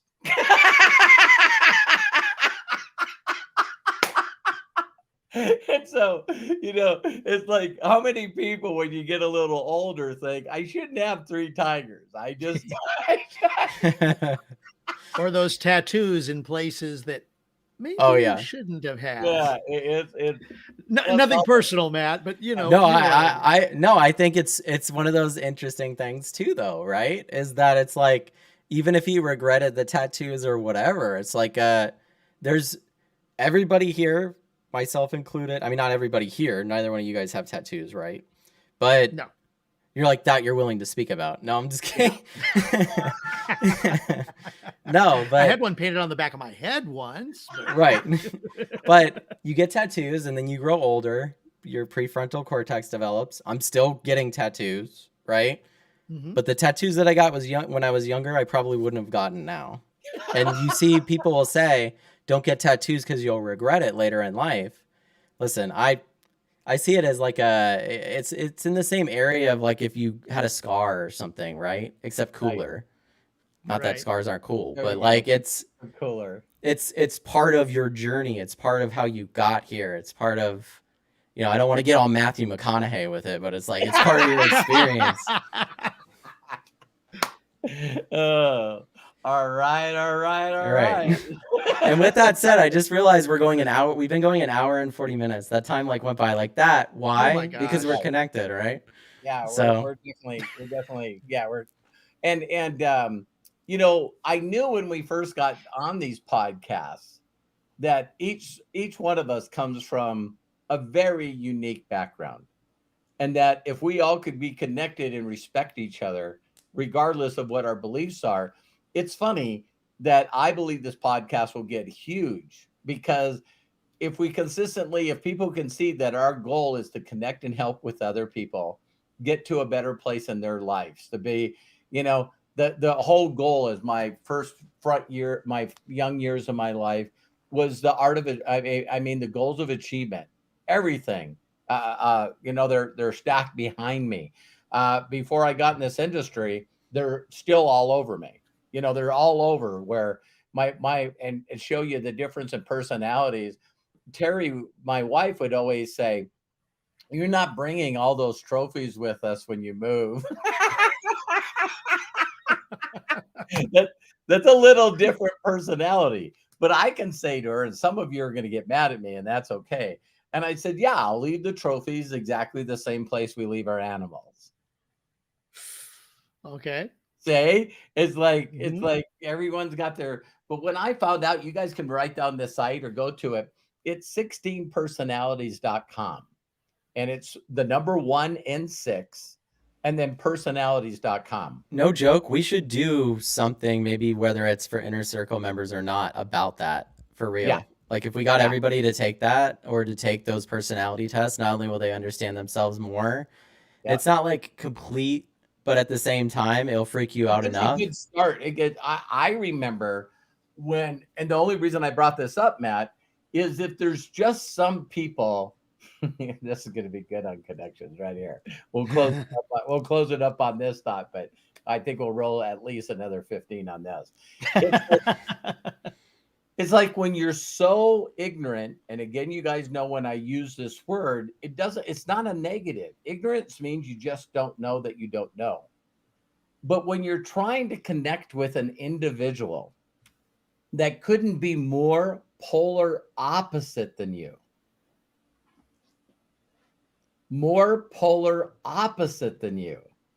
this is where empathy and love and compassion comes in, is when I started learning that everyone doesn't think like me. They don't talk like me. And I'm not talking about languages that, on a scale to 1 to 10, if they were to prioritize certain things, that my response is like, what the hell is wrong with you? And there've been books that have been written out, men from Mars, women from Venus. And Oh there's yeah. also, the love languages. There's all these things where when we really understand, and we understand this logically, but we're not only talking about DNA, we're talking about there's out of 400 trillion chances of being born, you're here. And then there's not anyone like you that you've ever met.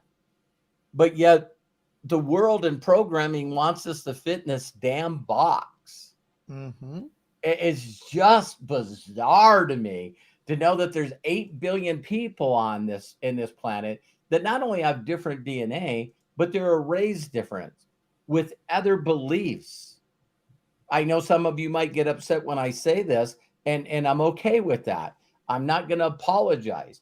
But I remember when the internet first came out, and I was sort of going, out of the billions of people, how many of them are Christians? And so I found out that they're about, 1/8, 1/7. And so, according to my beliefs and the way I was raised, all these people are going to hell. Now, that's an immature way to think. I'm talking about when I'm in my teens. See what I mean? But as soon as the internet came out, I was like, and I'm not stepping on your beliefs. I'm just saying what I think. I was just going like, God, did these 7 billion people really do something that awful and that bad for the person that, or the entity that created them? They don't deserve to go to a good place. So there was little thoughts like that I had in my head, that according to my belief, there was a place that children went and dogs went. They even got to go to this middle place called purgatory, but they didn't go to hell. So that's when all of a sudden, not that I wanted to portray that belief on somebody else, but I did want to find a way to help them, to make them feel like they're okay, that I didn't judge them, that I didn't criticize them. That's one of the biggest things that I feel like I have. And that's why I wanted to bring it up with you guys. I had it on my notes to close with this, because I don't know how you could connect with another human being. And this was making me emotional. I knew it would. I don't know how you can connect with another human being if you pass judgment on them. I don't think those two things exist. That if I judge you, based on your looks, your race, who you are, what you think, if I judge you and I criticize you and complain about you, I don't understand how a connection can happen there.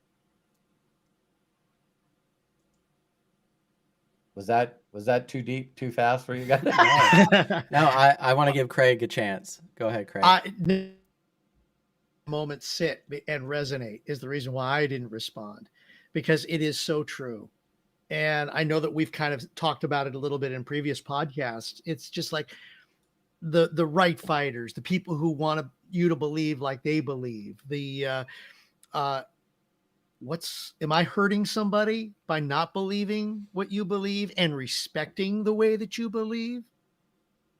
Do you have the right to force your beliefs on me? No.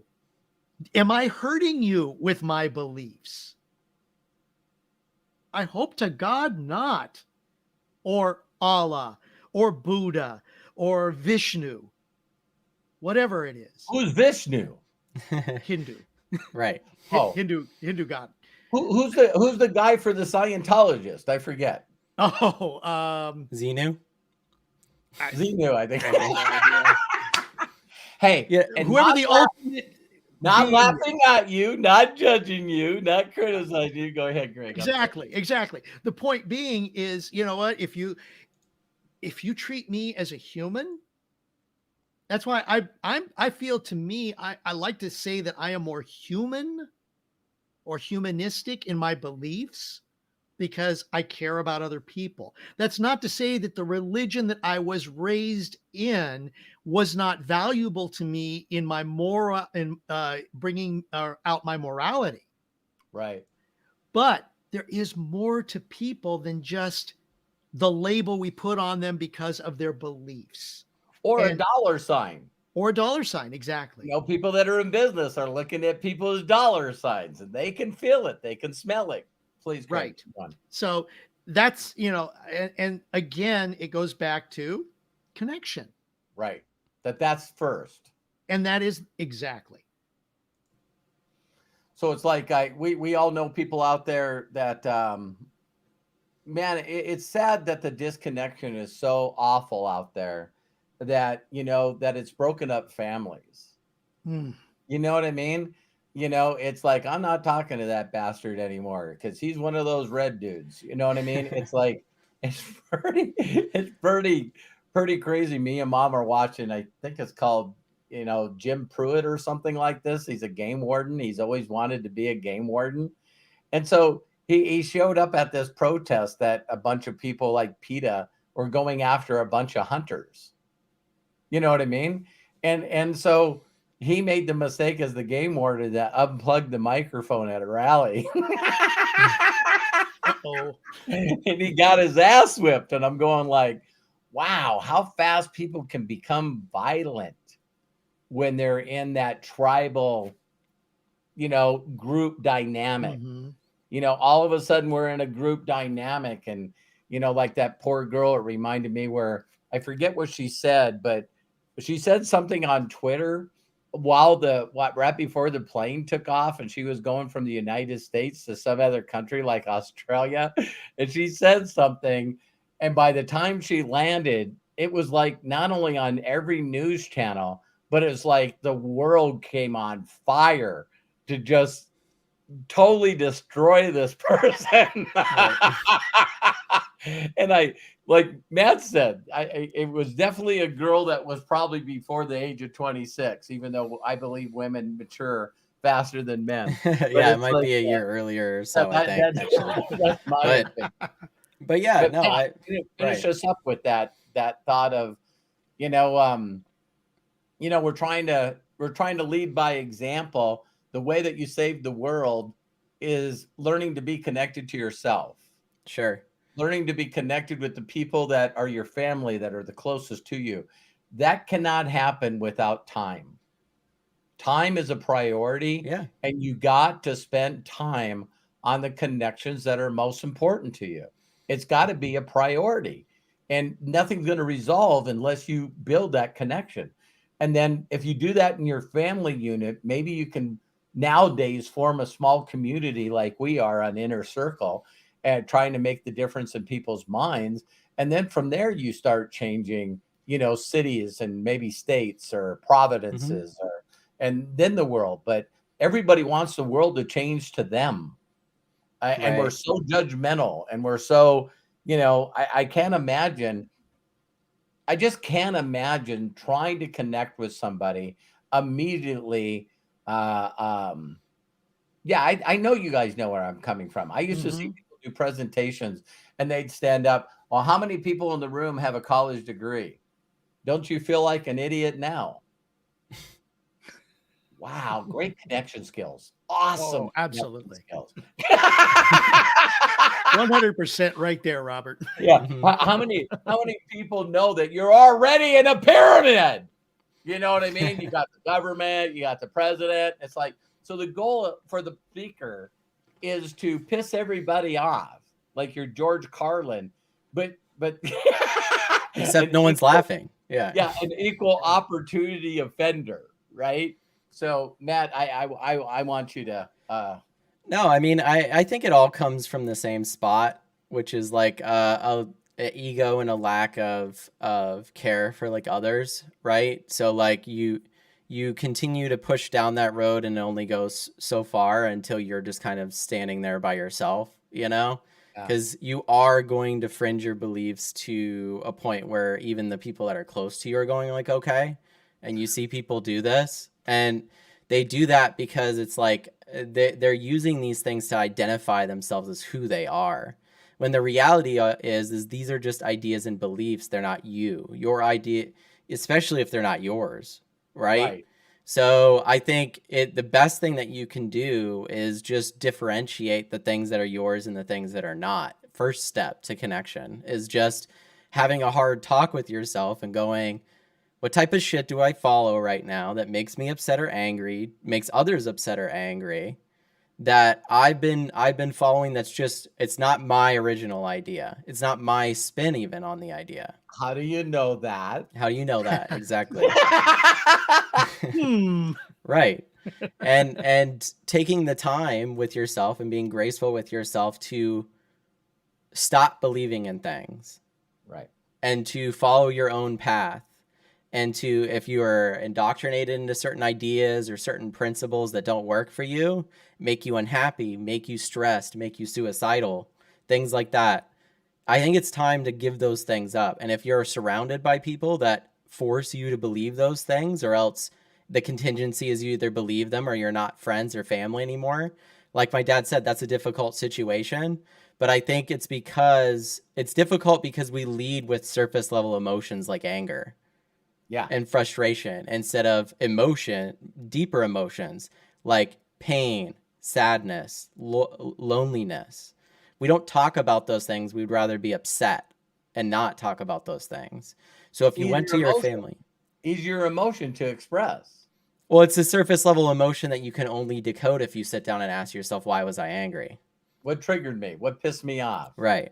And so if it's like a family member that disagrees with you, the best way that you could go about it is what my dad described that we started to do after I read How to Win Friends and Influence People, which is to listen, understand, and hear them out, respond to what they're talking about. You don't have to agree with it, but acknowledge that they're saying it, and lead with non-surface level emotions. If they say something that affects you, tell them that. Say, listen, that made me really, you upset me, you made me really sad, like I don't know why you'd say things like that, and watch their response, because they're going to have one of two responses. Either they're going to lead with anger again, or they're going to come down to where you are and you both can have that honest emotional conversation about how you affect one another. And if we were having those conversations with everyone, not only would we have more connection, in my opinion, but then we would also have more care, like with that connection. Because you can be connected and still not care for people. I think that care is another step in connection, because care requires effort. You can connect with someone passing by, but caring for someone, actually genuinely hearing them out, supporting them and respecting them requires effort. It does. It does. And you have to put that effort forward constantly. And what do they call it? Don't they call it conscious effort? Yeah, well, Yes. I mean, absolutely, yeah. It's Those like types of it's things. intentional. It's Mhm. intentional. Well, that's one of the chapters in the book too, is that Oh Jesus! how to Did win I friends write and this influence book? people. Right. Is it's like, okay, give genuine compliments to people, because we don't do this. We'll say, hey, like, you look good today to your spouse, instead of complimenting them deeper and saying, I love what you did with your makeup today. Like, I just love how expressive you are with it, and the different colors that you use, or the things that you try. Noticing those little differences, or the way that So they saying, do so saying, things. oh, you put on your war paint today. That's not a good response. It depends on your relationship, Yeah. right? Because I think if you have a jokey situation like that, you can, but there's times where your partner is lacking connection, or other people in your life are lacking connection, and you can be the one to remind them of that. Right. You can be the one to give them that genuine compliment and connection, and remind them of why it's so important. And the crazy thing about it is human beings normally live off reciprocity. So what They ends do. up happening is you start connecting even more, because they start giving you the things you're giving them. And now you're both full, instead of one of you being the beneficiary and the other one not in the connection. Or you take it larger, whole groups of people, like you got to hear everybody out. The reason a business will get to the point where they exploit their workers is they're no longer caring about the connection they have with them. Right. They're Uh, disposable. I And when that remember. happens, it's only a matter of time. So, Yeah. So when you go from, and I understand that you guys are not all going to be there, but when when I stopped focusing on achievement and I started focusing on fulfillment, and please do me a huge favor and look the word up. It's like people talk about happiness, success, joy, love, connection. Fulfillment for me is a word that I can say that encompasses everything. So when I started, and it's no longer a science of achievement, it's the art of fulfillment. And when I started realizing that the only way that I can make a big impact is if the people that I'm connected with feel like I'm really truly connected to them. And you can't fake that. Everyone can feel the fakeness of someone just saying, "Oh yeah, I'm connected." It's like, "No, you're not." it's one of Because those things where if you have to say it, I mean, this is most things in life, right? Oh. If you're the person saying that you're so awesome and you're so connected and you're so beloved and all of these things, like, yeah, it goes back to the achievement thing. Like, you want other people to say the mirroring thing. You want other people to say back to you, yes, you are. You want them to validate do you. you guys know this? You guys will So, crack up when I say this. When you go on a lot of my social media and also my websites, do you know that it's missing something? Pictures with me with all the people that I've spoke on stage with. Hmm. no, I mean, that was a piece of advice we got. Is just I, like, I yeah, yeah. and I'm going like, I don't want to be known. Isn't that guy standing next to so and so? I never ever understood that. Why would I want to take a picture with someone that everyone knew more than me? Um, to actually give an impression on to somebody that I'm really connected with this person. It's like I don't know. I don't know him. I don't have broken bread with him. I haven't taken the time to build that connection. Why would I want to tell everyone that I'm connected with this individual when I'm not connected to this individual? And it was ego, So Matt was like saying, you listen to somebody, hey, make sure, So it was funny when someone says, well, you get a lot of people as subscribers on your YouTube if you collaborate and go out and speak with them or interview them on your podcast. And that was my first thought. Do I have to do that? And now here we are on our fourth podcast, and we're talking about things that are probably more important than hearing from somebody that's selling a book or something. Well, I think, yeah, I mean, I think that you can have the best of both worlds. You just find people that really share that connection, like when you had Corky on, I feel like we Oh, all I benefited from that because he's in that same Yes. realm. So he's it's in that. just like finding people that are on the same path of these things as you. They don't have to be exact, but it's just like if connection is their main goal too, and sharing life with others in that connection, then like we're gonna get along, right? So, but if their situation is okay, we can both benefit financially. There's a lot of areas where that's totally fine, but that's not my number one purpose to be that, you know what I Just mean? to To do be something to do it because that's, yeah, I would I, venture I get being that. friends I with want these to have. people I and want to have. having Yeah, I want to yeah. have interviews with people that I've helped. I want Yes. to have interviews with people that I'm connected to. Yeah, I want to have people interviews with people that have helped you too. Like Yeah. like I think that there's always room to reflect. I mean, we're on How Do You Know That? So that's kind of the point. So Yep. All right, I see we're right after the hour, so let's go ahead and close this up. I love and appreciate each and every one of you. If you don't know that, if no one's giving you permission to succeed in life, let us be the first. And I'm gonna thank again Matt for all the great wisdom and stuff.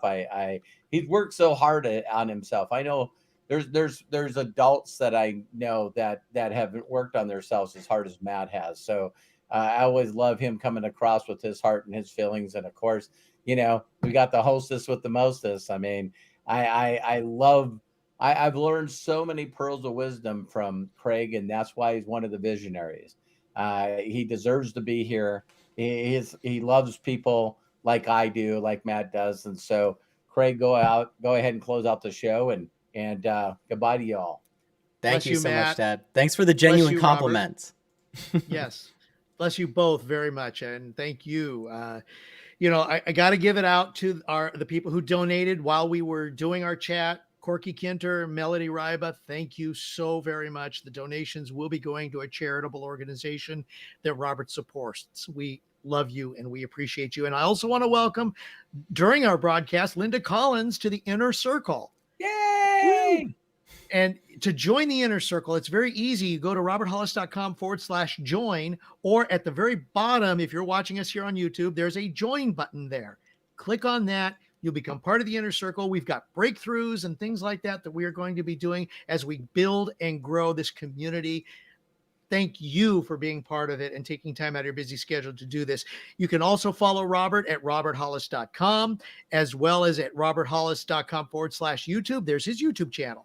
On Discord, roberthollis.com/Discord. On TikTok, at tiktok.com/@RealRobertHollis. We couldn't get the other one. Darn it. And please don't forget to like and share this video on YouTube. Robert, our schedule for these podcasts and broadcasts, Sunday through Friday at noon p.m. Pacific, going live. Normally, Robert will do a 10 to a half hour minute, although today's was a good one and yesterday's was even better. Going live daily, where Robert shares his personal reflections on various topics. There's Ask Me Anything, Saturdays at 12 noon Pacific, 3 p.m. Eastern, where you can ask Robert any question and he will answer it live right there. And then, of course, our How Do You Know That podcast, which you're listening to right now, which takes place every Wednesday at 1 p.m. Pacific, 4 p.m. Eastern.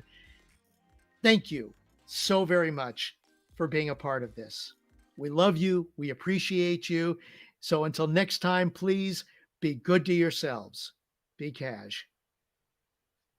And bye-bye. Thanks, Bye, everyone. everyone.